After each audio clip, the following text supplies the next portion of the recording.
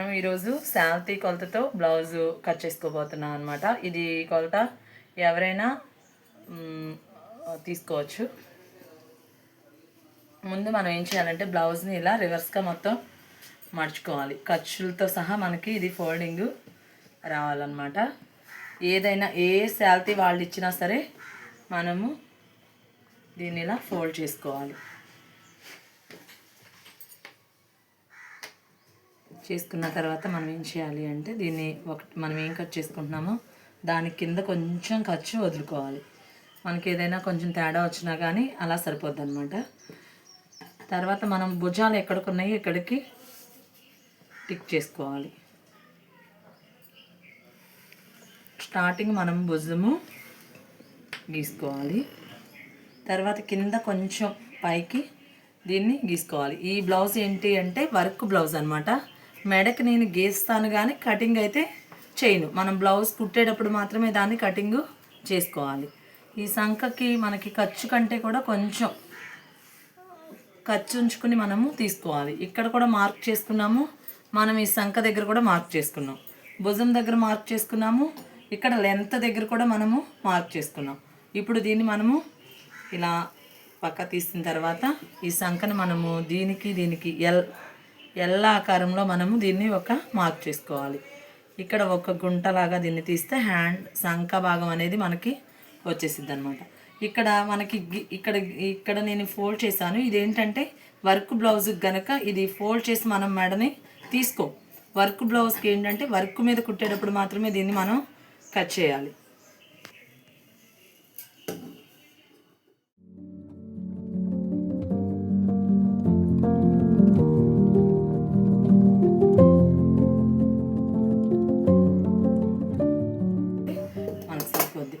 ఈ పార్ట్తోనే మనము ఎదర్ పార్ట్ని కూడా మనము ఇక్కడ టిక్ చేశాను కదా, దీన్ని ఫోల్డ్ చేసుకోవాలి. ఫోల్డ్ చేసుకుని ఇది సంఖ వైపుకి మనము మెడను వేసుకోవాలి.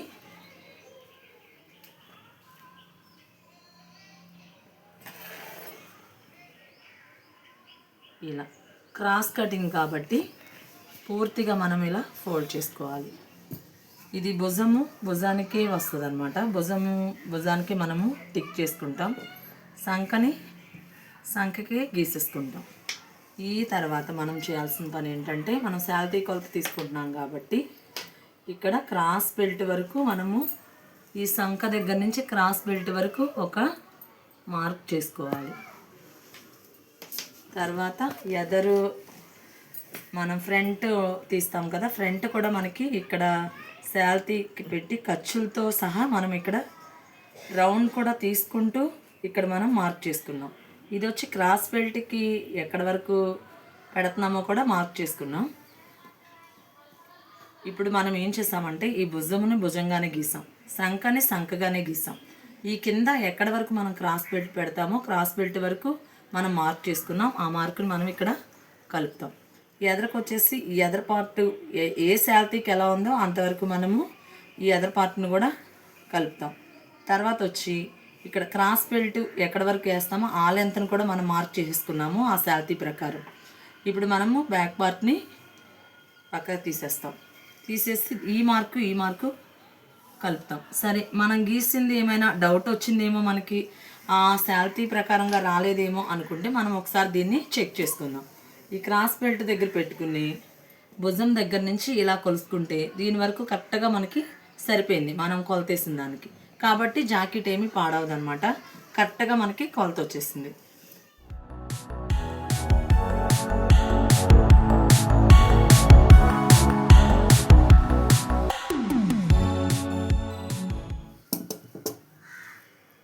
మనము ఇట్లా తీసేసుకున్నాం కదా, ఇక్కడ చాలామందికి ఇక్కడ డౌట్ వస్తుంది. మీకు ఇది నేను ఈ వీడియో కుట్టేటప్పుడు దీన్ని క్లారిటీ చేస్తాను. ఇప్పుడు మనము హ్యాండ్స్ కూడా శాలరీ కొలత తీసుకోవాలి కదా, హ్యాండ్స్ కూడా మనం శాలరీ కొలత తీసుకుంటున్నాం. ఇది ఖర్చు. ఇప్పుడు ఏంటంటే పైపింగ్ చేస్తాం కాబట్టి మనము దీనికంటే 1 ఇంచ్ అంటే కొంచెం కింద తీసుకుంటాం. అదే మనం చేతి పని అనుకోండి ఇక్కడ వరకు తీసుకుంటాం. ఇప్పుడు చేతి పని కాదు కాబట్టి అన్నీ పైపింగ్సే కాబట్టి దీనికంటే కొంచెం 1 ఇంచ్ కిందకి తీసుకున్నాం అనమాట. శాల్తీ ప్రకారంగానే దీన్ని ఇలా మనము మార్క్ చేసుకుంటాం కరెక్ట్గా. ఇది మనకి ఎదర సంక గుంటలు తీస్తాం కాబట్టి ఈ ముక్క ఇక్కడ లేకపోయినప్పటికీ ఆ సంక గుంటలో దీన్ని మనం కవర్ చేస్తాం. కొంచెం ఖర్చుతోనే ఇంకా కిందకి నేను మార్కింగ్ చేసుకున్నాను.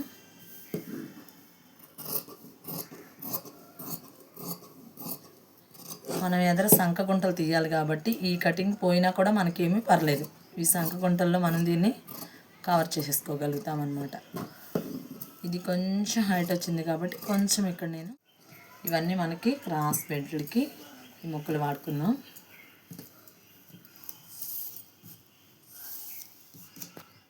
మనము ఈ లైనింగ్ని కట్ చేసుకున్నాము.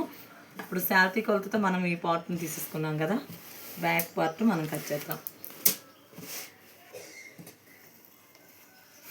ఇది ఫోల్డింగ్ చేసే విధానం ఎలా చేసుకోవాలి అంటే మధ్యకి తీసుకోవాలి మనం దీన్ని. ఇక్కడ అంటే మెడ ఏదైనా వంకర అట్లా అవ్వచ్చు కాబట్టి మనం 1-2 సార్లుగా ఈ రెండు కరెక్ట్గా ఉన్నాయా అనేది మనం చూసుకుని దీన్ని కట్ చేసుకోవాలి.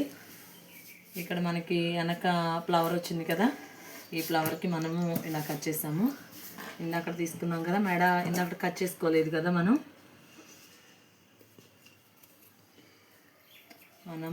ఇది వర్క్ కుట్టేటప్పుడు మాత్రమే ఈ మెడని కుట్టిన తర్వాత కట్ చేసుకోవాలి. మనకంతా చక్కగా సరిపోయింది. మనం ఇందాక తీసుకున్నాం కదా శాల్తీ కొలతతో, వీళ్ళు ఇచ్చిన ఆదికి కరెక్ట్గా మనకి సరిపోయింది అన్నమాట.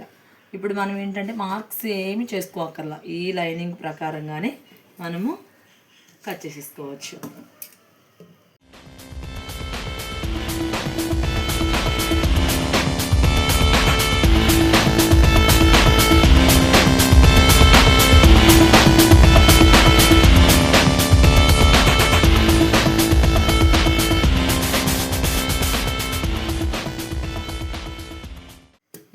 ఎక్స్ట్రా క్లాత్ ఈ మెడ కట్ చేసే విధానం మనము ఇది స్టిచ్ చేసేటప్పుడు చూద్దాం. మనం ఎదర్ పార్ట్ కట్ చేసేసుకున్నాం కదా, ఇది ఎదర్ పార్ట్ని ఇలా పెట్టుకున్నాం. కానీ మరి ఇక్కడ కొంచెం మనకి ఇక్కడ మనకి కొంచెం క్లాత్ తగ్గుతుంది. ఎందుకు తగ్గుతుందంటే మరి అలా వర్క్ ఇచ్చారు కాబట్టి మనకి ఇక్కడ కొంచెం క్లాత్ తగ్గుతుంది. దీన్ని మనం కుట్టేటప్పుడు దీన్ని అడ్జస్ట్ చేద్దాం. కానీ మరి ఇటు జరపడానికి అటు జరపడానికి ఇంకా ఏం లేదు. ఇక్కడైతే మనం హ్యాండ్స్ తీసుకోవాలి, ఎదరికైతే మనకి ఇంకేమీ క్లాత్ లేదు, వర్క్ ఇక్కడ వచ్చేసింది కాబట్టి ఈ ప్రకారంగానే మనము నేను ఎదర్ పార్ట్ తీసేస్తున్నాను. ఎందుకంటే ఆల్రెడీ మనం కట్ చేసేసి ఉంచుకున్నాం కాబట్టి ఈ ఎదర్ పార్ట్ని మనము ఈ విధంగా తీసేసుకుందాం. ఈ కొంచెం ముక్క తగ్గింది కాబట్టి మనకి చాలా మిగులుతాయి కాబట్టి ఈ ఖర్చులోకి మనం దీన్ని అడ్జస్ట్ చేసుకుందాం.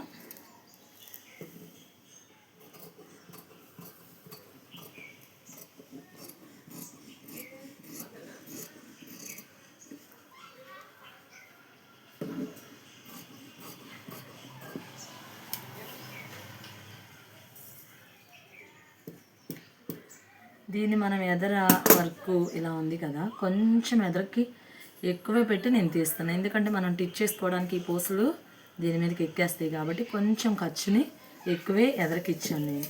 ఎందుకంటే బ్లౌజ్ మనకి పాడైపోకూడదు కాబట్టి కొంచెం ఎదరకి ఖర్చుతో మనం దీన్ని తీసుకుంటున్నాం. ఎదర పార్ట్ని కూడా నేను కంప్లీట్ చేసేసుకున్నాను. ఈ ఎదర ఈ రెండింటిని ఇలా పట్టుకుని మనం ఇక్కడ డాట్స్ వేస్తాం కదా, ఆ డాట్స్ని ఈ బెల్ట్ని ఇలా పట్టుకుని ఇక్కడ మనము రెండిటికి కలిపి ఒక మార్క్ అయితే చేసేసుకోవాలి. ఈ మార్క్ చేసుకుంటే మనం కుట్టేటప్పుడు ఇబ్బంది పడకుండా ఉంటామన్నమాట. ఈ అదర్ పార్ట్ కూడా కంప్లీట్ అయిపోయింది.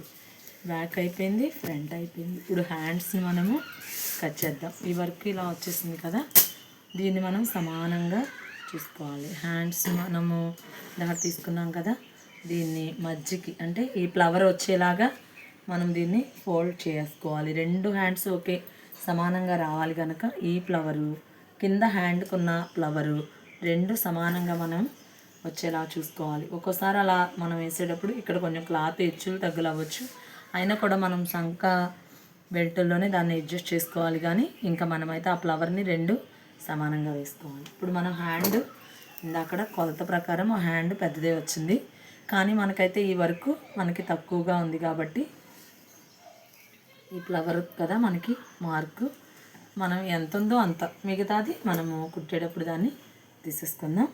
దీన్ని ఇలా మార్క్ చేస్తాను, హ్యాండ్స్ దీని మీద వేసేస్తాను కాబట్టి ముందు లైనింగ్ కట్ చేసుకుంటే మనకి చాలా ఈజీ అయిపోద్ది అనమాట బ్లౌజ్ కటింగ్ చేసుకోవడం. ఇంకా మొత్తం కటింగ్ మనకి అయిపోయింది. ఇది కుట్టేటప్పుడు ఎక్స్ట్రా ఉంది కదా ఖర్చు, ఇది కుట్టేటప్పుడు ఎక్స్ట్రా ఉంది కదా ఖర్చు, ఇదంతా నేను సమానంగా హ్యాండ్ మీకు కుట్టినప్పుడు చూపిస్తాను. Thank you.